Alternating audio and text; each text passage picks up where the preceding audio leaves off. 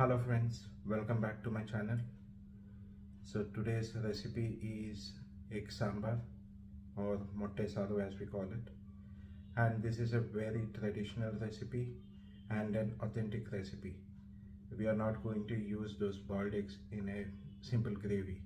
But the speciality of this recipe is we are going to break the whole eggs into the gravy and cook it in the gravy itself, and the final result, let me tell you, is fantastic. And I don't think you will get this kind of a dish anywhere in any restaurants. So chalo, let's go. Let's prepare egg sambar. Hi friends, let's start with the recipe. Here I have taken two medium-sized onions and two medium-sized tomatoes. Sorry, I forgot to record that piece of the video. Really sorry for that. Along with that, I have taken some coriander and half the amount of mint leaves, to which I have added a couple of green chilies, which you can add as per your taste. Now let's grind all the ingredients together into a very fine paste and move with the next step of the recipe. Here I have taken a flat based vessel. It is very important for this recipe to use a flat based vessel, and I have added around 8 teaspoons of groundnut oil to it. Now that the oil is heated up, let's add some mustard seeds and jeera to it and let it splutter. Now let's add some whole spices to it. I have taken a couple of elaichi, 2 star anise and a little bit of stone flour. Do not use too much of stone flour, it has a very strong taste and aroma to it. So fry it for around 30 seconds, and now let's add the sliced onion to it and fry the onions till they are golden brown in color.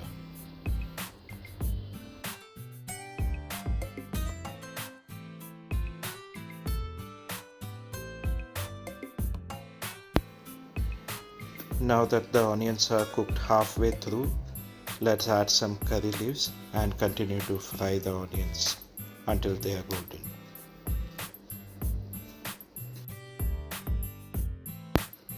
Now that the onions are well cooked, now it is time to add the masala paste that we had prepared earlier. So add the masala paste to it and cook it for a while on high flame.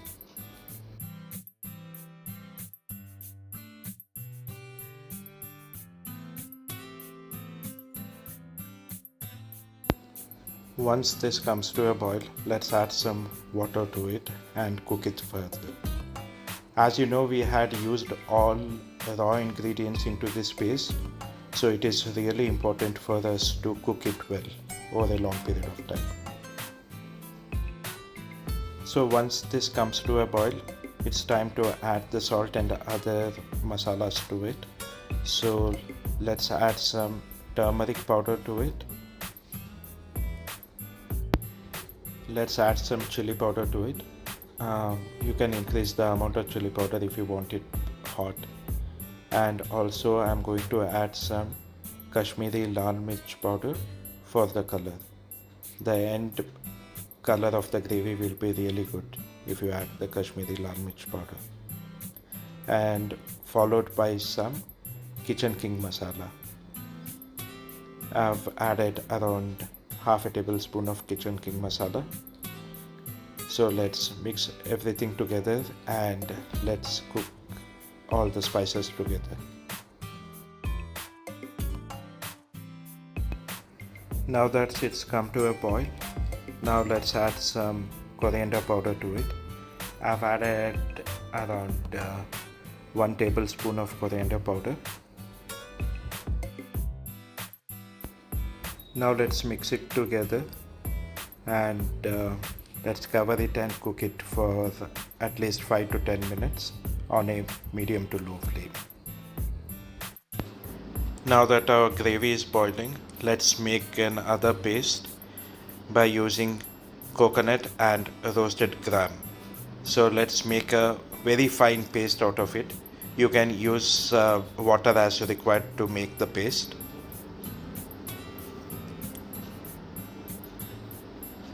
So once we have made that paste, let's add some poppy seeds to it, which have been soaked in water for about half an hour.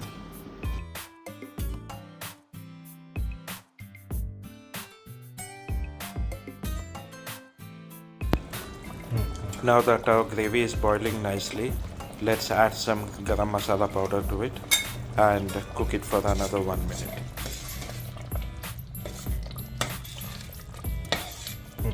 Now it's time to add some water. So I have added around half a liter of water to it to make a thin gravy out of it. Now that the gravy is boiling, now it's time to add the coconut and the poppy seed paste to it.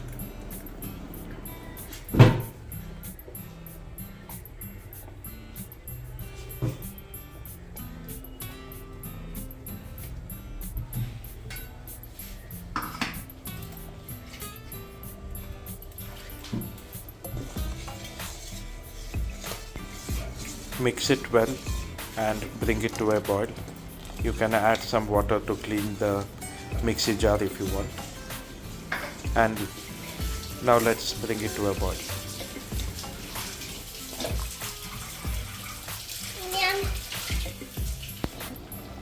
Now that the gravy is boiling, have a taste and adjust the salt, the spiciness and the sourness as per your taste. Here it required a little bit more of salt and tamarind. Once it comes to a boil, turn off the heat, and now comes the very important part of breaking the eggs into the gravy. So make sure that the gas is off and break the eggs into the gravy one by one, and make sure that you are not breaking the eggs on top of each other but besides each other. And very important thing to note is, do not touch the gravy, do not disturb it, otherwise your egg will break. So the egg needs to cook in the residual heat of the gravy itself.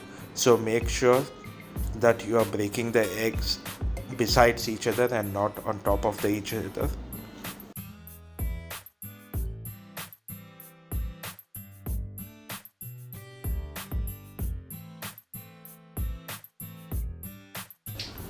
Now once you have added all your eggs, just close it and forget it for about 5 minutes. Let the egg cook in the residual heat itself.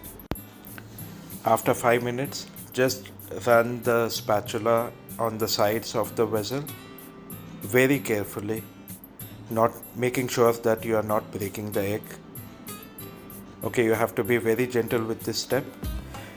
And after this, you have to keep it on a simmer for another 5 minutes. So after 5 minutes, your eggs will be cooked perfectly, as you can see. Now it's time to serve your very delicious egg sambar. You can use it either with plain white rice or also with roti. The combination is wonderful and you will really love this recipe. Please try this at home and let me know in the comments below how you like the recipe and how it turned out. And please do subscribe to the channel, like, share and hit that notification bell, and please encourage this channel.